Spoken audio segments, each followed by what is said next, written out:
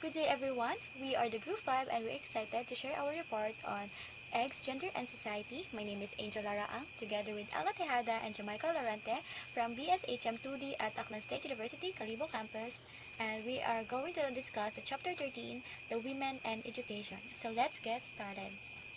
Today, we will discuss Chapter 13, Women and Education. Education is a powerful tool for women's empowerment. It opens doors, opportunities, improves lives, and helps build a better society.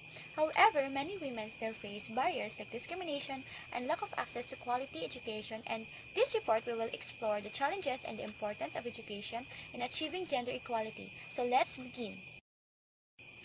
Before we dive into our discussion, let's take a look at what we aim to achieve in this lesson.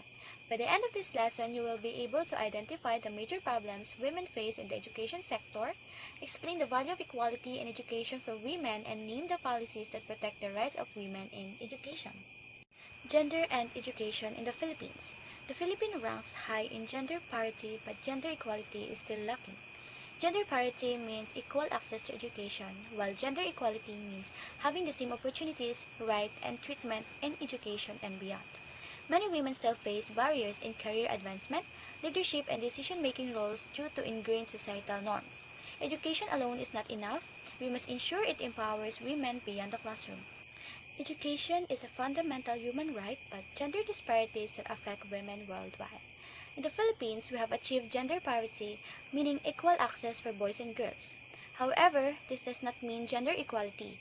Many barriers still prevent women from reaching their full potential, including gender-based violence, discrimination, and lack of access to quality education, especially in rural and marginalized communities. Constant barriers to women's education. First is gender stereotypes. STEM and other fields are still seen as for men. Sexual harassment. Unsafe schools discourage women from learning.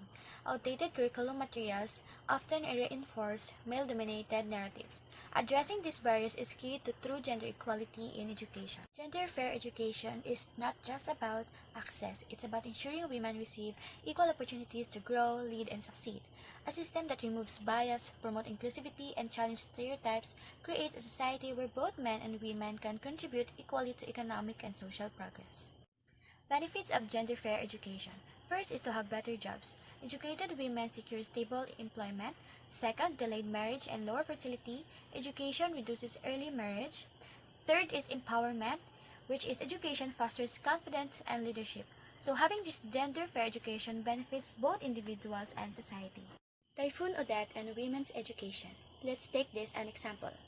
When schools were destroyed, students were left without classrooms, but the impact on girls was even worse. Many were forced to drop out to care for siblings or take household responsibilities, work to support their families instead of continuing their education, enter early marriages due to financial struggles.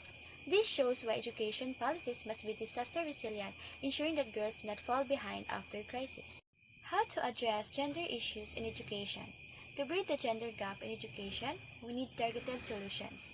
First, to eliminate gender stereotypes, update curriculum and materials to equally represent women, promote safe learning environments. School must actively prevent and address harassment. Third is train teachers on gender sensitivity. Teachers plays a key role in shaping perspectives. Scholarship should prioritize disadvantaged girls. By addressing this, we can create an inclusive and equal learning environment. These policies protect women's rights, ensure safe learning environments, and promote equal opportunities. Proper implementation is the key to achieving true gender equality in education. Roles of stakeholders in gender equality. The government should enforce education policies protecting women's rights. Schools and universities should implement gender-sensitive curriculums and safe spaces.